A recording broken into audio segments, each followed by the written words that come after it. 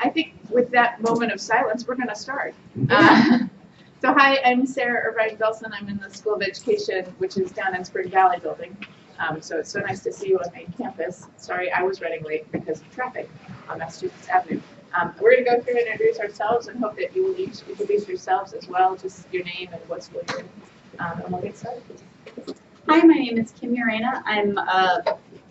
This is my 4th year in SOC. I'm in the School of Communications SOC in the Film and Media Arts Division.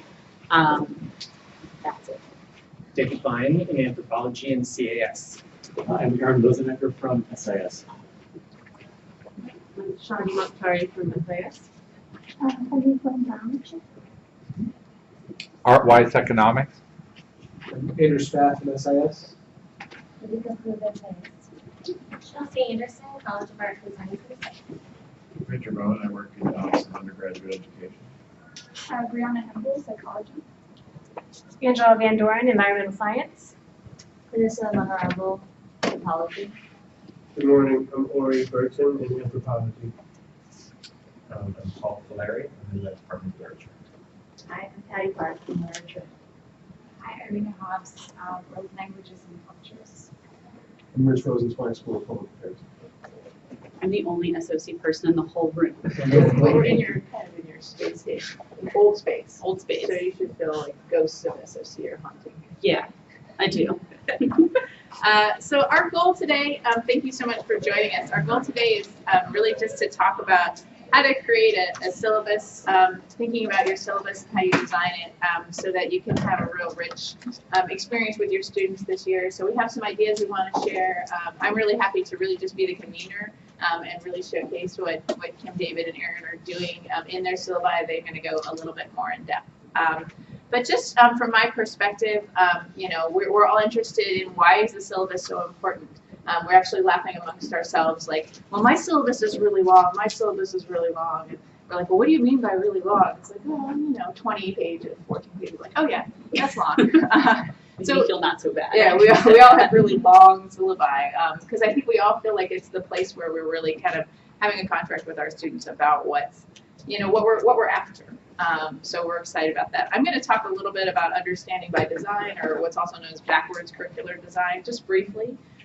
David's got a really beautiful syllabus so white design that he wants to share with you about how his syllabus advances the diversity and creates inclusive practices in his classroom. Aaron does a great job designing for multiple sections, so a lot of people teach off of his syllabus in a way. So he'll be sharing that out with you. And then Kim's real focus for you today is designing for first-year students. And as a mom of a first-year student here at AU, I'm really eager that, you know, she has something that will actually engage my 17-year-old daughter. So just again, a quick perspective from understanding by design. Typically, we think about designing our syllabus by thinking first about the text, or what the materials are available to us, kind of what's out there, and then think about what chapters we're going to cover, what lectures we'll give based on those chapters, and then we create exams to sort of test kind of what we taught. But what the backwards design sort of idea says is, let's kind of imagine what our students are going to be doing as they walk out the door. What do we want to be able to see that they can do or talk about or show us when they leave us in December or May or August? What is our real goal there? So what we're going to do is we're going to say, like, okay, what does that look like? What are the skills, the perspectives, the ideas we want our students to have? What type of evidence will they need to have to show that? And then what learning experiences come from there? So again, that's the whole idea. What's, you know, really teaching with the end in mind. So again, what should students do? Be able to understand. How will we know that students have achieved that result? What their papers look like? What kind of presentations will they give in our class? What types of, you know, thinking about economics, thinking about what types of, you know, skill set they'll be able to show, you know, be able to argue sides of things. You know, what are those sorts of things? What do those things look like? And then think about the learning activities. So what actual activities do we engage in that equip students to do the things that we hope that they'll be able to do? So again, that's the whole idea of backwards design. I'm going to skip over now to David. Is that right? Aaron. I went back and forth. I think it's David. I think David. Thank you. So I'm jumping over to David, and I'm going to walk through his slides. Okay. Maybe we can. Yeah. Ooh. Full screen.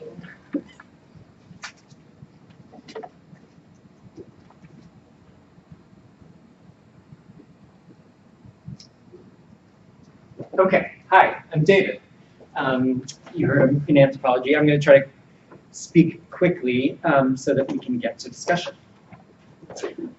First of all, this is not about diversity. My presentation, what I might have to say. I think it's about contributing to systematic efforts to correct longstanding bias and discrimination in academia, academic canons, and academic training. I think there's a lot, and I'm sure many of you share these concerns. There's a lot that's problematic about the diversity language, but I am going to argue that it's important to think about diversifying our syllabi. Of course, there's the irony of the lack of diversity on our panel, unfortunately. So obviously we can't confine our efforts to syllabi alone, part of a much, much bigger picture. And I should say I am speaking mostly to folks who look like me, who are part of the problem. White, male, Euro-American, upper class, US citizens. Some folks need to think about and work on this more than others, in short. I also should say I'm not an expert. And really I'm just sharing some thoughts about what I've tried and efforts I've pursued. But in short, I think the problem is that despite important strides, despite important changes, academia and academic canons remain dominated by white, male, upper class, US and European citizens. And that affects what we do in the classroom, what we assign, what our syllabi look like. This, of course, there are many reasons why this is. Partly what ends up on our syllabus is, of course, what we were taught in graduate school. We end up assigning what we were taught often, because it's the path of least resistance for a variety of reasons. But this is also about unconscious bias, of course. This is about the unconscious bias that we bring to every part of our lives, including what we put on our syllabi. Work that we're familiar with, work that we gravitate toward, work that we like, often, not always, especially for some, ends up looking like us. And we need to do something about that if the end result is perpetuating the systematic bias we find in academia at large. In short, I think we just need to do it. We need to carefully analyze our syllabi, look at who we're assigning, look at what voices are being represented, and ask ourselves why, if there is a preponderance of the folks who've been overrepresented for decades, centuries, why that is, and then change it. I have some more subtle thoughts about how to change our syllabi. But I thought I would just quickly talk about why this is important. And ultimately, I think what's most important while changing syllabi and improving the diversity of voices and scholars in our syllabi is important. Obviously, what's most important is who's designing the syllabi and who's reading the syllabi and changing the overrepresentation of white, male, mostly white, upper class, middle and upper class, at least in the United States, folks who've been overrepresented in college, et cetera. All stuff that people are familiar with. Let's see if this works. Quickly, dimensions of diversity that I would point to. That I think I want to leave out of the conversation the ideological and political diversity. I think, especially given the charged climate, that could lead to a whole nother discussion and might sidetrack from, I think, the other forms of diversity that are important that we address. But if folks want to go there, we can go there. I think beyond just the authors we assign, there are other ways in which we need to think about diversifying our syllabi. topics that we focus on, geographic areas, analytic lenses, and guest speakers, literal voices in our classroom beyond the faculty member who's leading a class, are significant and important. Also going to point to, hopefully, if I have time, I will show you how the errors I've made. And I think one of the biggest pitfalls, of course, is the problem of tokenism, which we would not want to fall prey to, as I unfortunately did at least once. But why is this important? Clear bias in canons, academia, as I said. This has intellectual and scholarly significance when we perpetuate patterns that have existed in academia. We're doing an intellectual disservice to our students if we, in short, keep our syllabi so white. By that, I mean many other forms of just systematic overrepresentation. Students are demanding it. Students literally here at AU, students nationwide are demanding the diversification of syllabi, of curricula. We need to listen. I think it's significant for students, the full range of students in our classrooms, to see themselves represented in the classroom. I think it's significant for all students, regardless of their backgrounds, to see the full diversity of scholarship, voices, and it's not a sign. This is part of a larger effort to create a more inclusive campus. I think it's an important part of it, obviously just a part. Hopefully it is also part of larger efforts to diversify canons beyond in fields more broadly. And obviously different fields are going to have different challenges. Some fields are better than others in this way.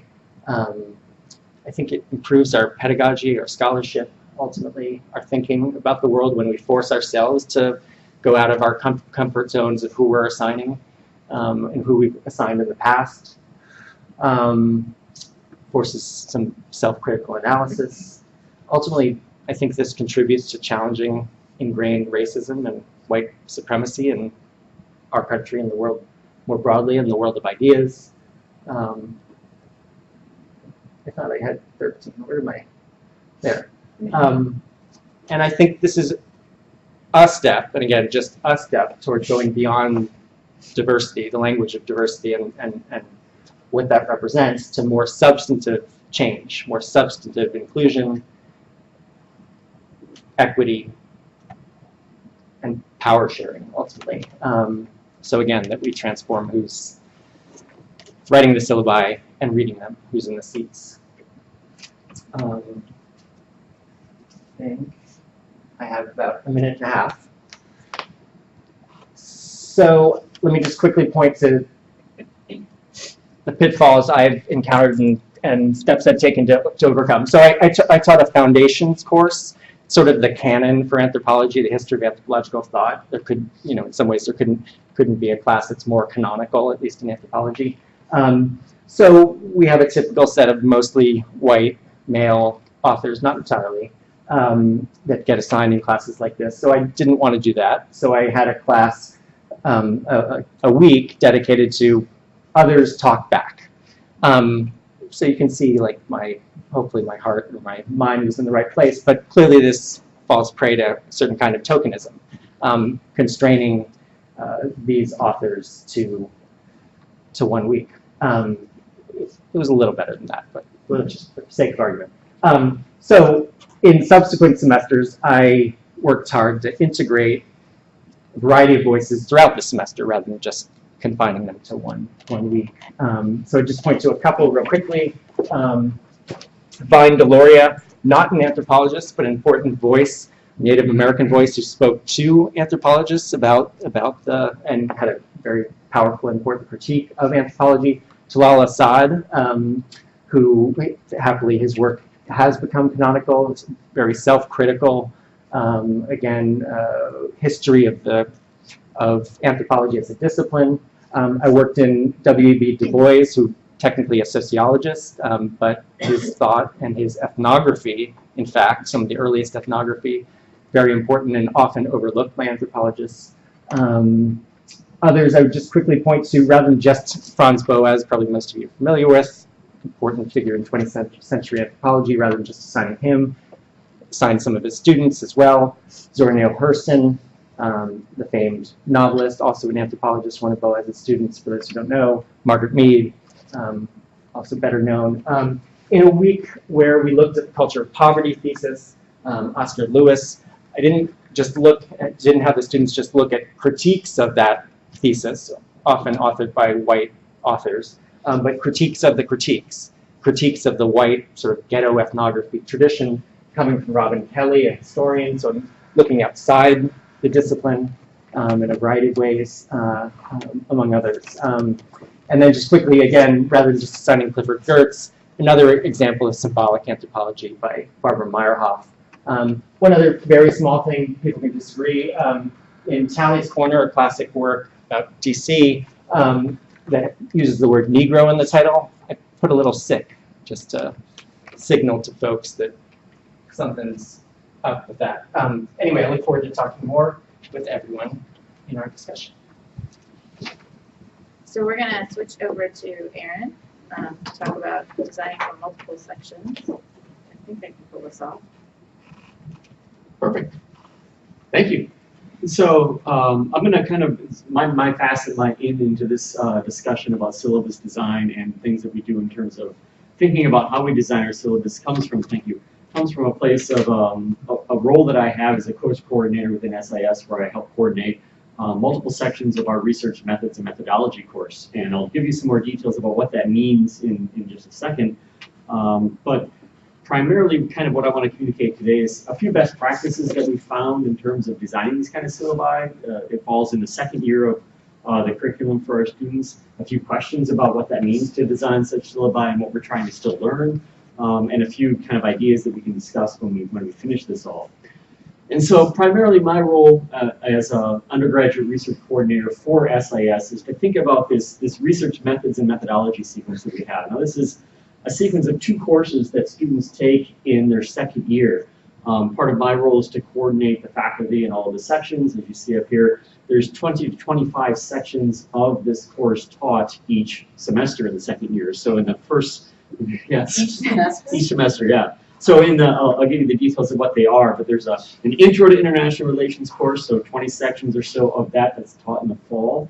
And then an Advanced International Relations or International Studies research course that's taught in the spring, 20 sections of that. So each second year student takes that sequence and they go through their second year in the curriculum, learning about how to research and going through kind of a progression there. I'll spare you the details on the curricular aspects of that, writ large. I'm happy to talk about that in the question and answer, but I'll focus on the syllabus design here. Thinking about this, thinking about all of the students that we have in SIS, so 20 to 25 sections, it's about 400 or so students that are going through this each year in their second year. We had to think about a way to create kind of a common experience, something that all students could share and could understand as, important to the curriculum because it's something that they're all doing. But we couldn't possibly think about designing a template syllabus writ large. And I'll tell you kind of how we balance these things. But our goal is to create this common experience for students so they can come out of the sections no matter who taught it or which section they had, and they can say, well, yes, I got the same thing that you or you got in the other sections, but yet it might have looked a little different in terms of the exact readings that were assigned, the exact kind of pedagogical things that were done in the classroom, the exact assignments and so on. The way this sequence works in practice is that in the first semester of students' second year, so in their sophomore year, they take this Introduction to International Studies research course. That's SISU 206, shorthand for us. And again, about 20 sections of that. This fall, we have 20 sections of the course running. We have 11 different faculty members teaching those 20 sections. And so some have a couple of sections, some have one, so on and so forth.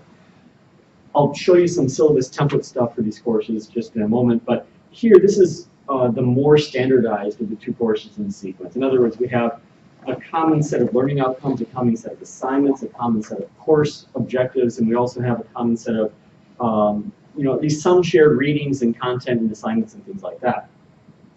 In the spring of students' second year, they take the follow-on course in sequence, and that's the Advanced International Studies course. And here we have some common learning outcomes and some common assignments, but there's much more faculty flexibility in terms of how to frame the course. These courses are divided up by different methodologies, and so some might focus on statistics, some on ethnography, some on discourse analysis, some on other kinds of things, case studies, you name it. And so there's a lot more flexibility there in terms of how faculty assign reading, syllabus content, those kind of things, as well as assignments. But again, there's the idea here that students should have roughly the common experience, right? They've gone through maybe a very different type of section, but they can all relate to the fact that, okay, I've gone through this process of learning how to research things, what it means to be a researcher, and how to apply these things in my upper division courses. So let me show you a little bit about how we kind of, 4 years ago, 5 years ago, I guess, started to think about organizing all of this and putting this kind of thing into place. It seems like kind of a massive enterprise, and it sort of was. This is one screenshot. I'll show you a couple from the syllabus template from our SISU 206 course. Andrew, who's here in the audience, teaches this kind of green. You've seen this thing before. We call this the Christmas tree syllabus just because, for lack of any other colors, I used green and red to denote, kind of the things that every faculty member who teaches the course should have, must have on the syllabus. These are kind of things that relate to core learning outcomes. These are things that are essential to having that common experience. And then there's things that are left up to faculty discretion. So we revisit this each year. We send this out to all 11, 12, 13 faculty members who teach the course each year. And there's things, from the course objectives and the learning outcomes, which are absolutely kind of set in stone in terms of being common across sections. They might be revisited year after year, but everyone has the same ones.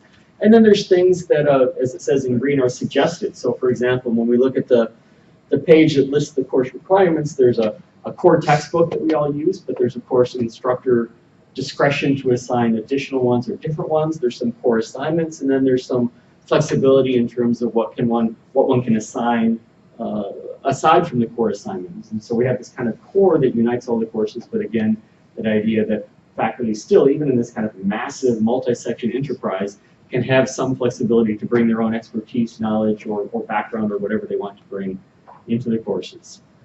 We give faculty a week-by-week template, and here again you see that as color-coded, some of this stuff is flexible, so you can shake up the order in which you do things, whether it's starting with philosophy of science, or starting with reading about literature, so on and so forth.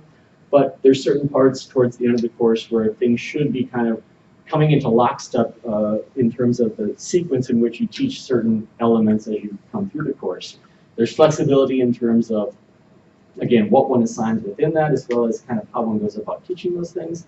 But it gives a template for this pool of faculty, this team as we call them, to teach things together and yet bring their own expertise to these kind of things.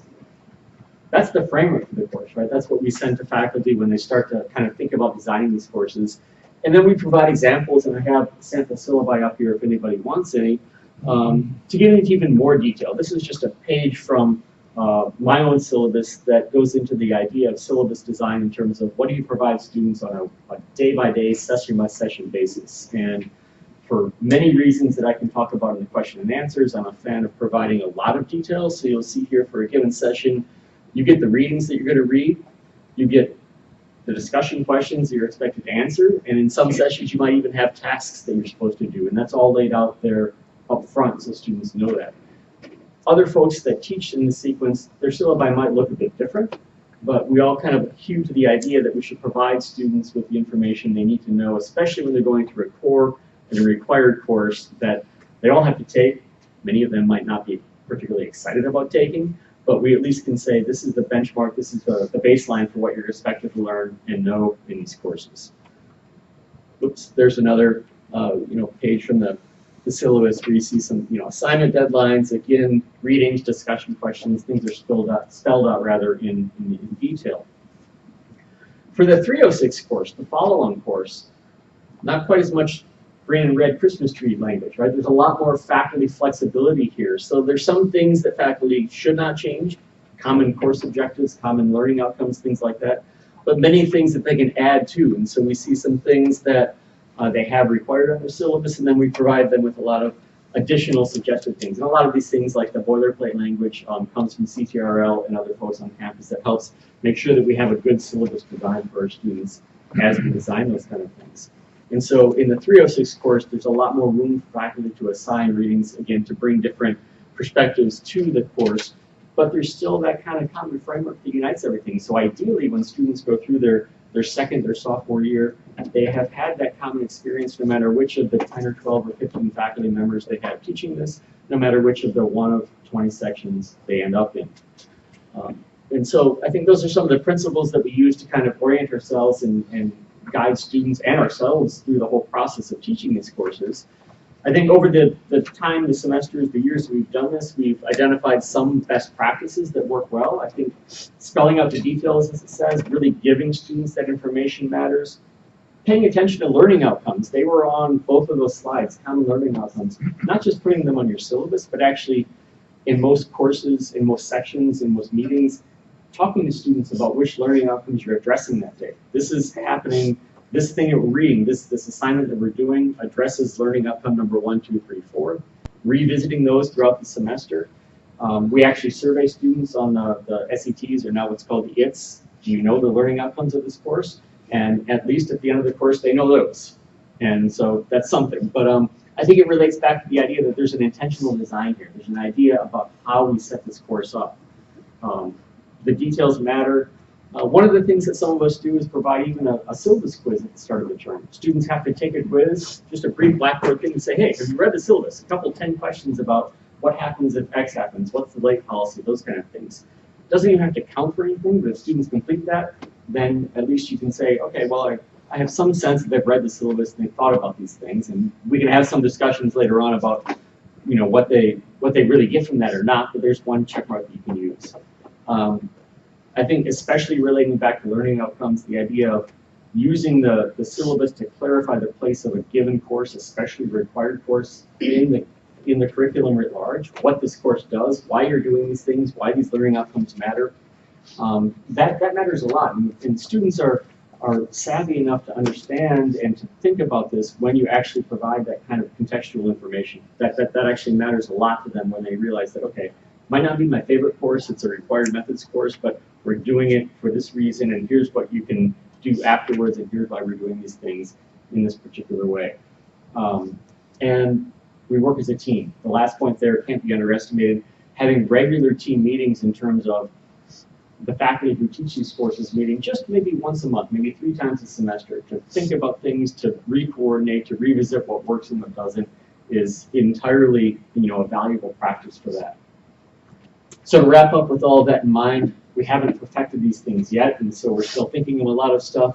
I think the idea that we have course design beginning with learning outcomes and then flowing through the curriculum is a good starting point, but we still need to think about ways to connect things up so students really understand the pathway of things and don't just think of courses or assignments as, you know, little tick boxes to tick or check boxes along the way, because things can become very compartmentalized that way.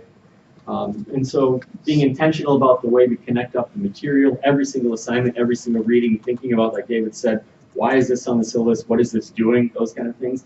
That matters a lot. And sometimes those conversations can be very, very fruitful in terms of furthering learning, aside from the content of whatever you might have assigned. With 11 to 20 faculty members teaching in a year, we have multiple faculty perspectives, methodologies, backgrounds. We have to balance those. So there's also a lot of interesting insight and I would like to say creativity that comes from that. And I'll leave you all with 2 questions that I think, at least I struggle with every time I write a syllabus. The latest syllabus for this 206 course can run upwards of 20 pages when we provide all that detail. What do we do with all this boilerplate language? You know, do students really read it aside from, you know, giving them a quiz? You know, is that valuable? I think it is, and I can talk about why.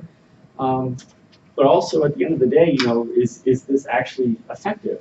I think it is, but I'm not quite sure how to grab a hold of that and think about what that really means and how to make the best use of all the time and effort in the faculty and the student perspectives that are put into these syllabi. So those are some things that perhaps we can discuss in the question and answer period. So now we'll swing back to Kim to talk about designing for first year students.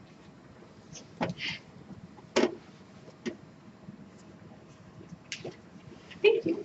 I'm actually really excited to go after Erin because I also coordinate a class called Visual Literacy in the School of Communication. So I'm the only SOC person here, so I'll give you a brief overview of what visual literacy is. Not 20 to 25 sections a semester, which gives me sort of heart palpitations, but this semester we have 8 sections, which is enough of a job for me to coordinate those faculty. So kudos to you. And that is my email if you want. I also, like Aaron, put some screenshots of my syllabus from last semester in here, but I don't think we printed out my whole syllabus as a handout because again, it's 14 pages, but if you'd like a copy of it, you can feel free to email me and I can get that to you later. So I thought for my presentation, I would just cover, I think we're sort of starting macro with David and like getting sort of nitty gritty, narrowing in, and I'm gonna cover the really nitty gritty of design, because I think we get wrapped up in our syllabus in all the content that we have to put in there, and the actual visual design of a syllabus can really help. Excuse me. Go back. First, I pointed at that thing. All right. Can we go backwards, actually? Maybe this thing doesn't work on. Yeah. So the design of a syllabus should help communicate the content in a clear way. The ultimate goal for me is clarity for myself and for the students, especially for first-year students, which many of mine are, and what is the group that I'm talking about today in the presentation. They get here to AU and they have 5 new classes and it's their first time away from home and yada, yada, yada. You know what first year students are like if you've taught them. They're overwhelmed and understandably so. And so I try to, on the first day of class, when we go through the syllabus, you know, go through slowly, pause and ask for questions, but the document that I give them, I want to be as clear as possible. And so I'll show you a few ways in which I do that. So just to start off, visual literacy is an introduction to visual communication in the School of Communication. And we cover 2D design, photography, and video. Those are our 3 basic units. And so it's a class on visual theory and also the production of visual images in those 3 fields. That's your brief overview. And so just like Aaron said, in terms of coordinating all these different faculty, we have faculty whose you know, jam is design. And we have faculty in the Film and Media Arts Division. We have a lot of faculty who are professionals in the film industry, and I'm a photographer. And so we all come to the course with our own strengths. And so not all of the professors teach the same class by any means, but I give, through my course description and through the course structure, I try to give the professors a skeleton and then the main things that they need to cover for each class so that we get the basics of 2D design, the basics of photo, and the basics of video in this class. It allows the teachers to teach to their strengths, but I think that hopefully my syllabus gives them a starting point where we can add consistency to this really broad survey course. The main goal for my syllabus design is that the visuals should communicate the content clearly. It seems really obvious, but I have seen a lot of syllabi that do not do that. And since I teach this class, I'm sort of a snob about that. So I'm going to try to give you a couple tips. So going to, after the you know, the standard language on, you know, your contact information, actually, if you want to go back to the front, the contact information in your TA, the required texts, the required materials, that stuff all makes sense to go on page 1, I think.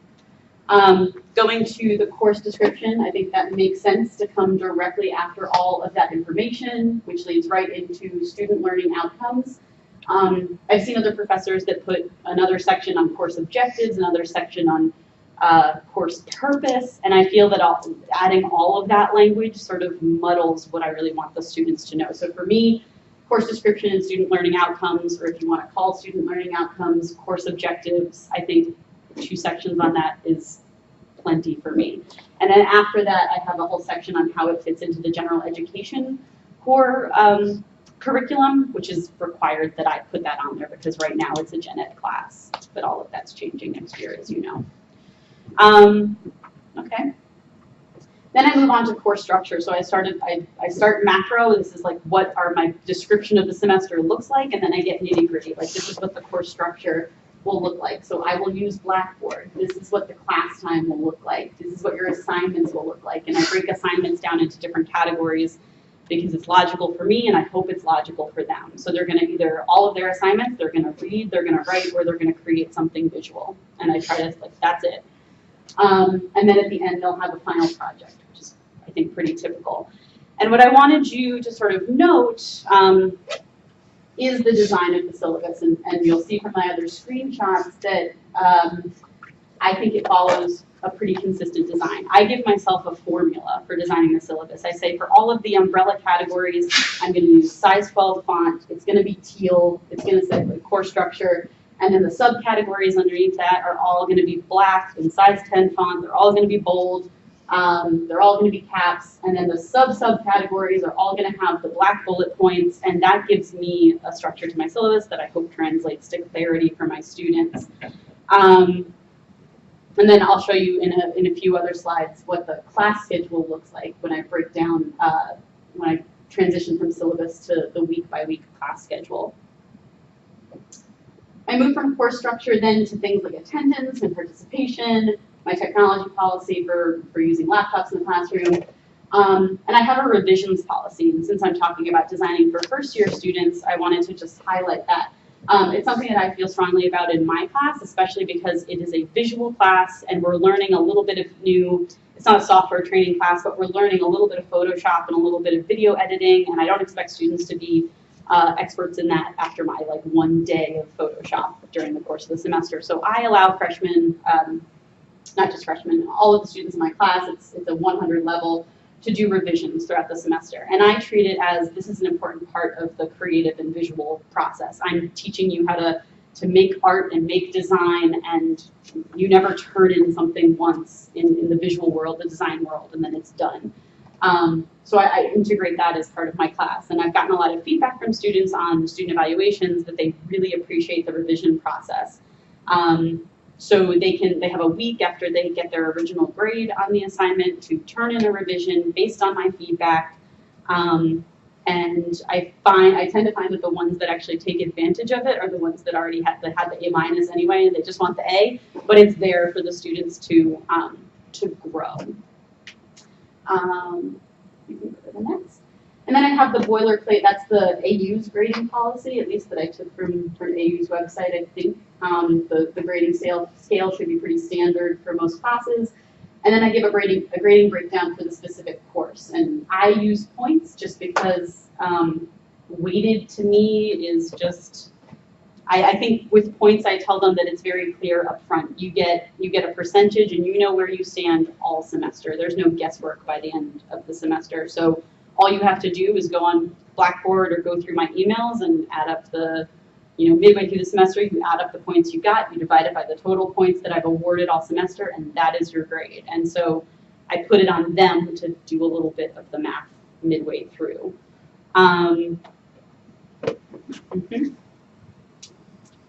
then I include a page on campus resources.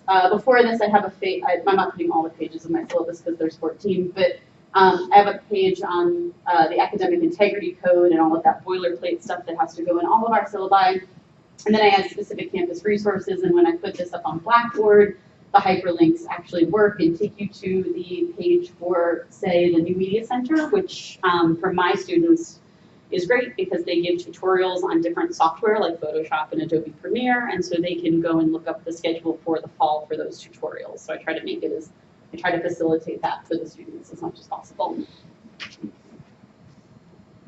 And then moving on to the class schedule, which is my, every semester. Now I'm glad that we're doing that this week because that's where we all are, right, is trying to figure out where this fits into our lives every semester. And so every year I find myself going back to the class schedule and trying to figure out what I can do better, what I can do differently, what didn't work last year.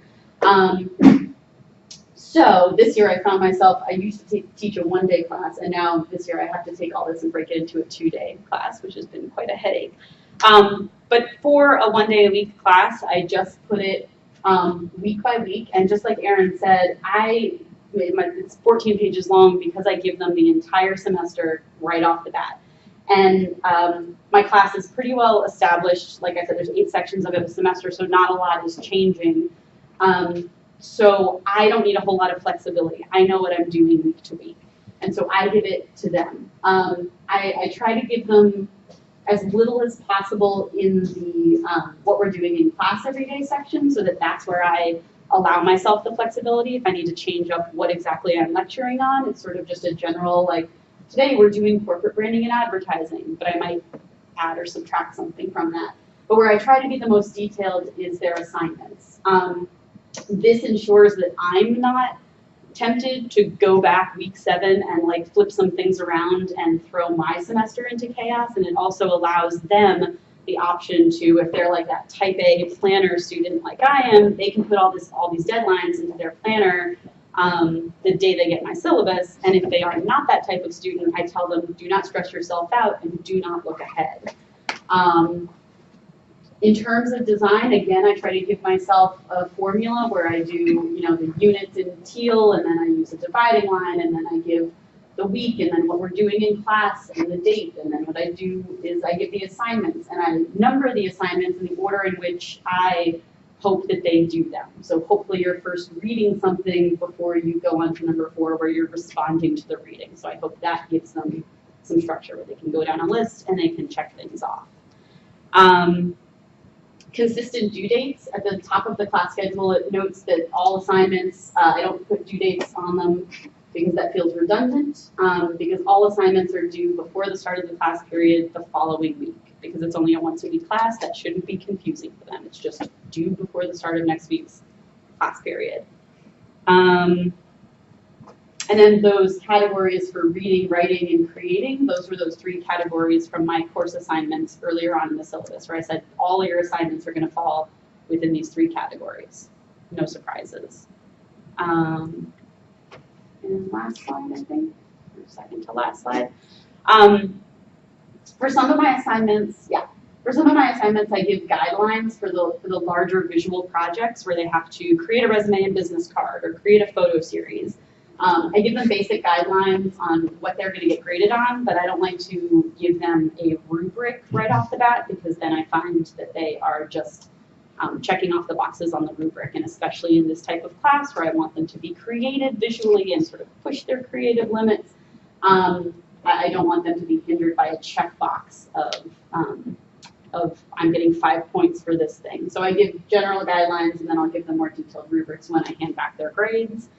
And then I think I have one more slide just reiterating the consistency in design and how you can see that week to week everything looks relatively the same, and that helps to keep both me and the students on track and organized and hopefully not overwhelmed. Wow, that was a lot. I think we're all going, wow. But we wanted to leave plenty of time for your questions or comments. I know I have lots of questions for you all. But if you all have just off the cuff, right away questions, we'd love to hear them. Or I can start asking questions. This is probably time one. I'm going to stop talking.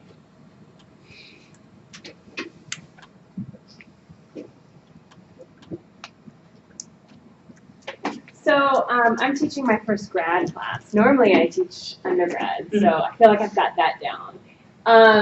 But one thing I'm struggling with is just, you have it in such detail. And I feel like I don't know how long things are going to take, right? So I think, oh, we'll talk about this, but I also want to allow, you know, us to be a little bit organic. So if this, you know, topic runs over. So how do you go about planning that? Yeah. I have so many lists. I have like lists of lists, but this is what I give them. But then every class period, it works for me. It might not work for some, but I bring in a piece of paper that has my detailed schedule for the day that's like minute to minute to try to keep myself on track, where I say like, we're going to devote 20 minutes to a discussion on the reading. I'm going to devote 45 minutes to my PowerPoint. And then I try as best I can, and I try to improve every semester. But I keep a list for that day so that then I know I can, and I take my pen and I cross out what it needs to roll over to next week or next class period. But without that in front of me, day to day, standing up in front of the classroom, I would be lost. And I change it, I improve every semester. I try to like make notes and keep notes of that actually, I thought it was gonna take 45 minutes, that took 55 minutes. And like note that in orange for next semester. Yeah, I do that with my 150 class and it gets better, but now I'm like, oh, this is. I think leaving yourself more time than you think, like, don't be afraid to like end your detailed schedule early because you probably will go over and use that buffer time. Yeah, I mean, I only teach graduate classes, and just blocks in the evening. And there's nothing that's not important in the class, but I have always the caveat at the bottom of my schedule, like subject to change. And to me, it helps to do units rather than think about days, to think about units. Because of course, I'm not going to drop off like, ethics for special education teachers. Like that's kind of important. Right.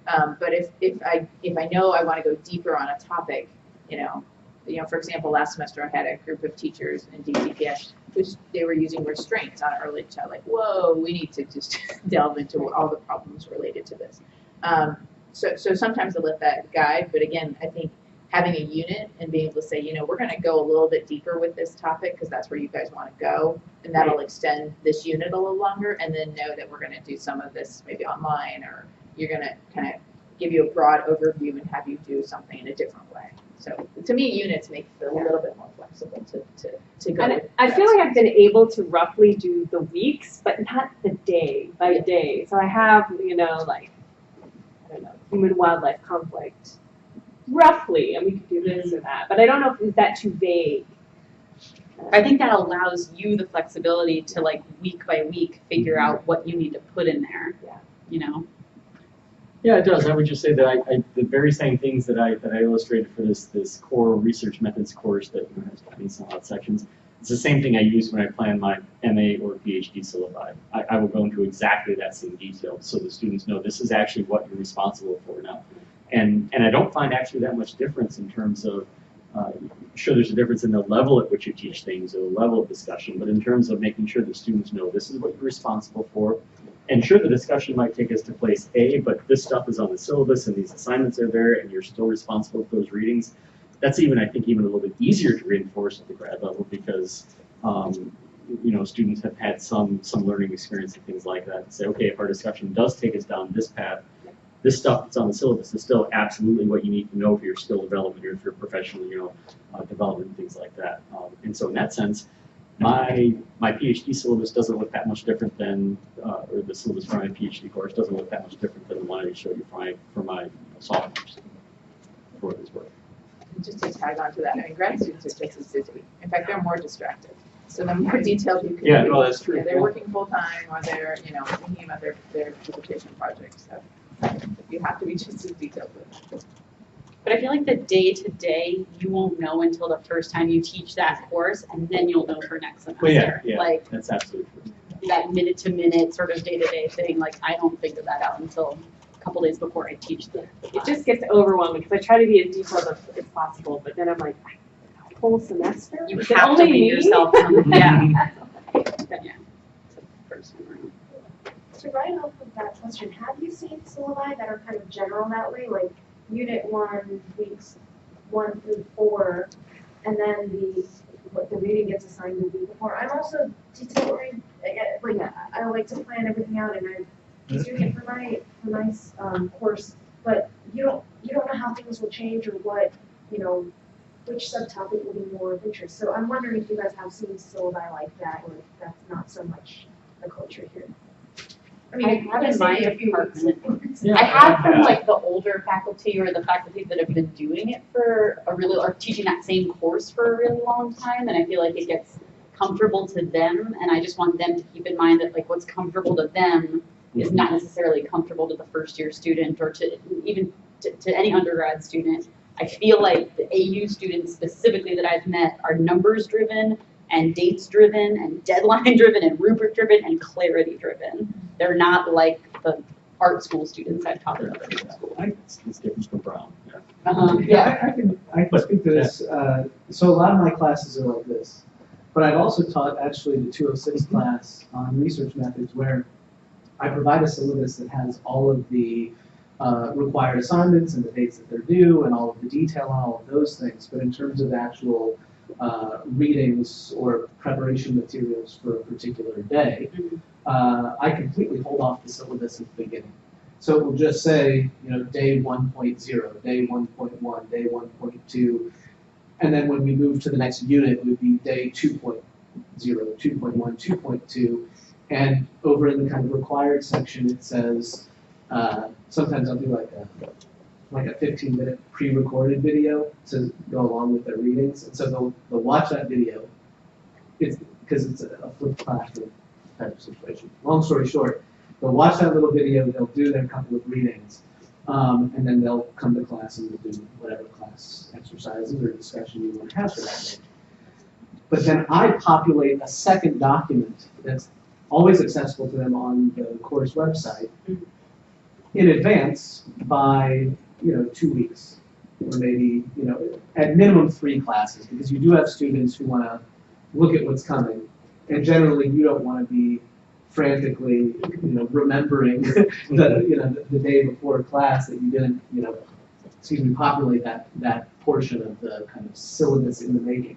But I call it the running log, and so they just know that they can go and consult that, and at least 3 classes out, if not more, I'll have on there what I want on there. And a lot of times, I mean, the payoff there is that you get to know your students and their interests before you assign the readings and make those selections. And it gives you time to think as the semester goes on how you might change things based on the students in the course, or based on kind of, I don't know, the new things that I've read, or other things you want to incorporate. But you have to be like almost as anal about that as you would be about doing it all up front. And in fact, it ends up looking just like this, with the same level of detail and the same structure and all. It's just not being revealed to them until a few classes ahead. But all the assignments and requirements and all that are up there from the very beginning. And it seems as easy as putting, like, in week 2 for assignments, it's like refer to running log for your assignments. You have that reference on the syllabus that there is going to be a reading, even if they don't know what it is. Exactly. Yeah. Readings 2.1, and then they go to the running log, and it's readings 2.1 are all there in detail. Right. A week and a half or 2 ago. Yeah. I mean, it's certainly the one thing I've really not seen here, to build on what Kim said, is I've not seen the School of Syllabus Design or course teaching, which is kind of, the syllabus is a guide for conversation, and we'll tell you what you're going to do, the week before. That I've seen that in other places that I've talked about. But yeah, and that's not necessarily unique to AU. I think it's actually very important the way that we think about providing information and giving clarity to our students, no matter what level. But there's certainly different ways to get there, I think, like Andrew said. Just quickly, maybe I'm sort of in between, where I very carefully, everything is sort of planned out at the beginning of the semester, all the readings, etc., assignments. But I make the point that the syllabus is a living, breathing, changing thing, and we're not going to remain wedded to it if it makes sense to read something else or take the class in a slightly different direction.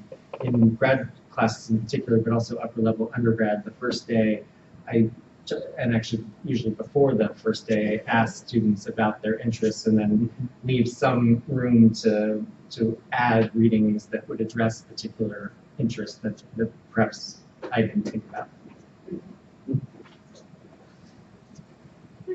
I have a question that's probably is very specific to a course that I'm teaching, and it's probably more of a course design question, but I think I can link it here. So I teach in SIS, we call it a gateway course, Introduction to Human Rights, and I like to have a fairly substantive section on kind of critiques of human rights, and usually that's a non-Western perspective. And I've found that I'm trying to figure out if that should be early in the semester or later. I mean, it's supposed to be a foundation course, so I could kind of go through what is human right, what's recognized in the international system as human rights, and civil and political rights, social and economic rights, women's rights, and then at the end come up with this is the, the broader kind of critiques of human rights. or I could introduce it at the very beginning and then try to kind of tie it into further questions, which is what I've been doing. I've been doing the latter. But I've found that some students, because it is a 35 student class and a lot of people are not as excited about the topic as others, some students are very much turned off by, at the very beginning, having critiques of human rights. They're there to, and it's part of because of the topic and how people, human rights are good norms and why are we criticizing it, and it makes them uncomfortable. But any thoughts on where critiques of human rights should be placed in a course like this? Well, and I was Beginning going or to the ask end? the, sort of a similar type of question. I mean, if we're trying to expose students to different perspectives, what frame do we give them? How do they know what we have? Yeah, how do they From know? what, aside from the assumptions that we might share? Like when I looked at all of your reading, I was like, wow, that's a lot. What lens do you give them to look at those things through? And I don't know if that's how you set up. I tend to think about syllabi like writing a book or an article, and how one structures either. So I would tend to bring critiques in at the very beginning. For example, in that foundations class, I bring in critiques of the history and anthropology almost immediately. But I think carefully about sort of having a hook at the beginning of the semester to bring people in and get them engaged, and then what do I want to communicate to them over the course of the semester. And so I don't know if that's. I mean, I think a lot of it does kind of land at the level of where the students are and where they're at, because introducing critiques early on can be difficult if, again, they don't know what they're critiquing. When you say, well, we're going to critique this thing, and no one knows what this thing is, and this thing is probably not perfect, and it's historically given, it's been the way that we've done things, and none of those are great reasons to teach it as such, but actually having students know that this is historically given and been taught as such at least gives them a kind of a foundation point to say, okay, now I know what we're critiquing. If I don't know what I'm critiquing, and frankly, I find students are really, really anxious to critique things, but not sure what they're actually saying of them, we might need to establish a little bit of framework. So one idea might be to scaffold some, kind of you can alternate those perspectives instead of do this, then that, then kind of go back and forth between them, and you kind of move gradually forward in the cycle, right? Integrate it throughout the semester. Yeah. Sorry. Just to add a little footnote to that, what I sometimes do is reschedule something in, say, week 6, which is then going to be presentations by them for about 4 to 5 minutes, and I let them choose from those things, and that generates a sort of refresher to what I've done. And they're sort of compelled to revisit that and also think it through. Sometimes it helps.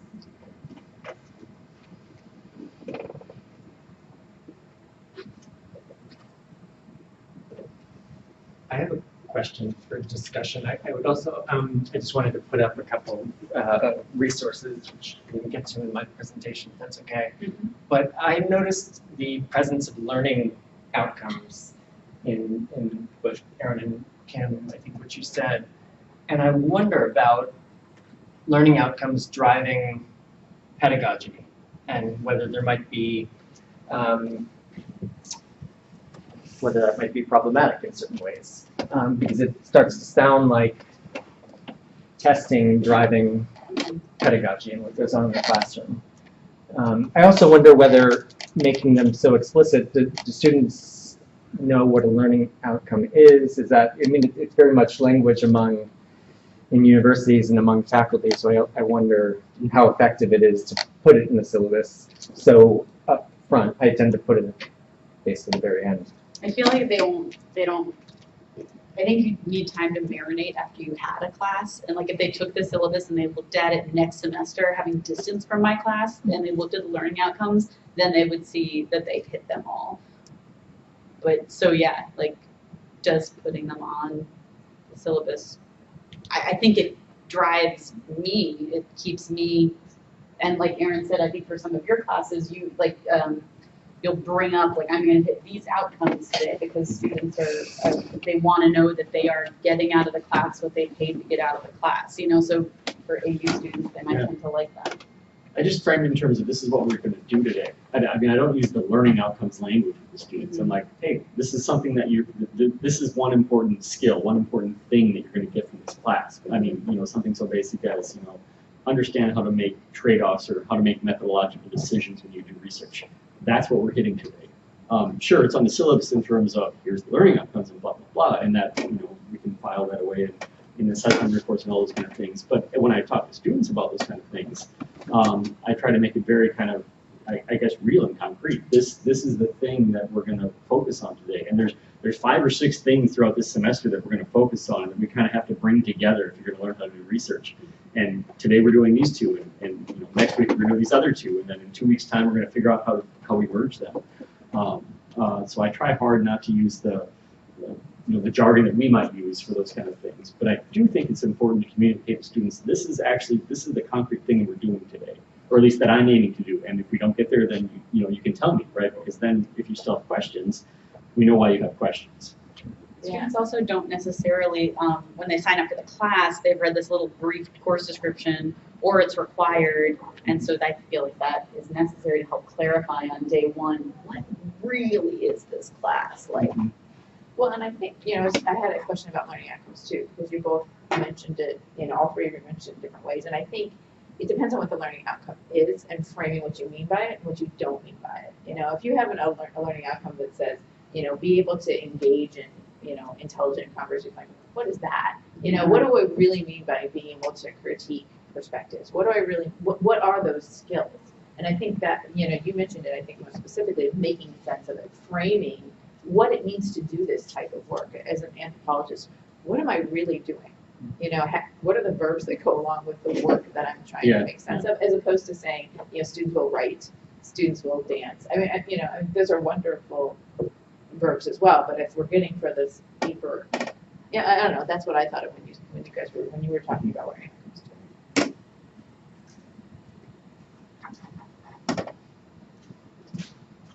Do you want to say something about this thing on the screen? Sure, this is just a statement that I would know myself by now, thanks to Lena in SOC, or SOC. And I also noted that AU has an official non-discrimination statement. So there are other ways to, I would say, diversify our syllabi or signal things to students. Yeah, I have a question about the consistency among the different sections in terms of evaluation. So for example, like I look at, you have this reading, like the reading and the assignment. So probably different from other instructor, or that's identical across the board? It's not identical. It's hopefully similar. 3 textbooks that we use should be the same, but I don't want to, the instructors do have academic freedom, and I'm just the course coordinator. So when I hire a new adjunct instructor, I'll give them my syllabus, and I say, like, I think this is the best way to do it. This is the best way to do it for me, but I don't want that to hinder you from bringing in your interesting new activities or new readings that you want to add or switch up in the syllabus. But I give them a structure. Here are just the basic, for each of our 3 units, here are the skills that the student should leave with. But no, they're not identical. And then in terms of evaluations, you do like an exam. How do you evaluate the students? The students' work. Well, we actually have the students, for my particular section, we have the students all, or the teachers submit strong students to the SOC Visions Festival at the end of every school year. So we get to see, I get to evaluate what the work that's coming out of those classes. But I don't have an exam for the class. I don't know if you guys do in terms of evaluating consistency. Not a standardized exam. I mean, the assignments are the same, and it's in the courses that I was teaching about, or talking about rather, it's primarily kind of paper-based writing. So everyone writes the same kind of paper at the end of the course. In 206, it's an elaborate research design. In 306, it's an actual final research product. We do have students do things like submit their work to Class Clouds, the campus journal here, or to conferences and journals. In terms of actual kind of metrics of evaluating and looking back on what we're doing, one of the things I do and what we do, we track grade distributions throughout those sections, and we track the SET or the ITS now or whatever it's called scores. And we take a look at those, and we do not necessarily use those. We actually don't assign names to faculty members in sections. We look at them in aggregate and just make sure that there's no radical deviations from the standard distribution. So what we've actually found is that despite a lot of variation, I mean, you even heard how Andrew and I might structure our syllabi different, or we might teach the course different. Things actually, as we have this coordination mechanism, work out that most faculty land in the same area, pretty good area for the evaluation of teaching, and pretty much the same area in grade distributions. In fact, students do better in these courses than they think they're going to do when you compare their predicted grade in these courses versus what they actually get when you track those things. You might also mention the pre and post tests. Oh yeah, that's right. We also, I mean, we do just a short 20-question knowledge assessment, beginning of course, end of course, where the students ask, and answer basic questions about research methodology. And there we can just simply compare scores and see if that's statistically different, and we've seen changes there. It's anonymous and not for a grade. Yeah, absolutely. It's just here, do this, and it's the easiest thing to do because students are so programmed to do Scantrons. You hand them a Scantron, they fill it out, you hand it back, you almost feel bad because it's actually the last thing that I really want to do when I'm teaching, but it's actually one of the easiest things to do to track when they think about, okay, well, here's some questions about what I've learned and what I haven't, and we do see a statistical difference on that. I don't know, that doesn't translate to necessarily long-term learning, but again, when you think about students who come back after a year or 2 years, or come back and say, okay, especially when we track the faculty who write letters of recommendation for upper level stuff, they're more often than not the faculty who taught these research methods courses. So that's, in some sense anecdotal or not statistical, but really important. So are those pre-post tests identical? Those are across the sections, yeah. There's 3 different variants and we randomly distribute them, but yeah. I think also what I'm going to try to do more of this semester is classroom observations. I don't have 20 to 25 faculty to go We try and to do observe. that, yeah. We can't get them all, yeah. Yeah, It's important. tough. But that's actually much more And meaningful things. at the end of the day. Mm-hmm. Well, and having the faculty film themselves, I don't know what you call it anymore. Use your camera to take a motion picture of yourself. Having your self-evaluations are really powerful too. Yeah, Just them setting up the back. We need SOC people to tell us how to do that. Just set up your smartphone. It's fine.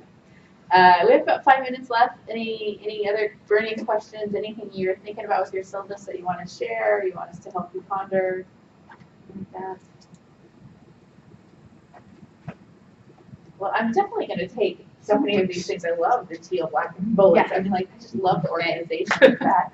I love the whole idea of trying to think about, how we try to avoid compartmentalization. I mean, I think you both touched on that too. Like, just how do we avoid just something being on our syllabus and not having it make sense of like a broader view that's there. It's kind of a couple of takeaways that I had. I don't know if you all had thoughts on how we did, or want to share something you took away, something you liked.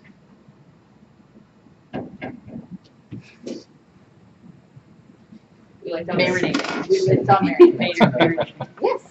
So I just wonder if anyone has suggestions, advice for me about how to think critically about the diversifying voices in one's syllabus and in classes more broadly. Because it's something I'm very much know I need to dedicate more energy and time and focus to. It's something that's sort of every semester, every class requires effort. I took a grad seminar once, and I took many grad seminars, but in this one particular grad seminar, one of the assignments was for the students to suggest a new unit in the course that wasn't taught. So we had to, say there was an extra week. We had to all sort of think about what the theme for that week were, and choose the readings, and then talk for about 20 minutes about why we chose those readings and what that would have added to the overall class. And it gave me an opportunity to, reflect on what I got and didn't get from the class, but I also learned a lot from my peers, and the professor said that she learned quite a bit from it too. I think I might use that. So we were just talking about this today in terms of our curriculum audit that we're going to do. But I worked for GCPS prior to coming here to AU, and we did a curriculum audit, and it was called Windows and Mirrors. And so looking at, based on our student population in the district, how many windows the students were exposed to in the curriculum and how many mirrors. And so what I'm going to do this semester is to look at my student population and then look at my readings and my articles and see how many windows and mirrors are reflected in the authors that I've chosen and the researchers.